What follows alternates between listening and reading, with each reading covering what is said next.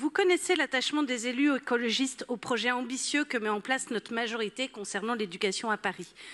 Ambitieux pour que le temps de la cantine soit un temps agréable et propose une alimentation de qualité. Ambitieux par la variété et la qualité des ateliers du temps périscolaire. Les écologistes ont toujours soutenu et soutiennent la semaine répartie sur 5 jours plutôt que 4, et nous doutons, comme nous l'avons lu ici et là, que cette organisation du temps scolaire soit responsable des difficultés rencontrées par les personnels de l'animation.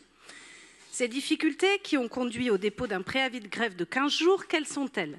Sous-effectifs par endroits, des absences non remplacées, de la précarité, des perspectives de carrière qui parfois sont réduites et une question autour de l'attractivité des postes.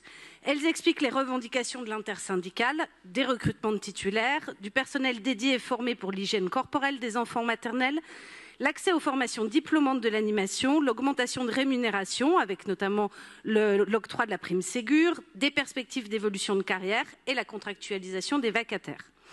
Les élus écologistes pensent que les revendications de l'intersyndicale sont l'occasion de réaffirmer l'ambition du projet éducatif à Paris et de faire le point sur la manière de le mettre en œuvre. Par cette question d'actualité, nous souhaitons vous interroger sur un point spécifique, la question des vacataires.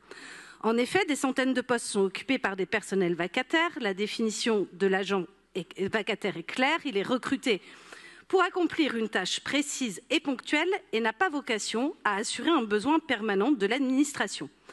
Or, une part importante des vacataires de la DASCO remplissent une mission pérenne dans le temps. Leur contrat de vacation est renouvelé à chaque rentrée scolaire dans les mêmes termes que l'année précédente, traduisant ce besoin permanent.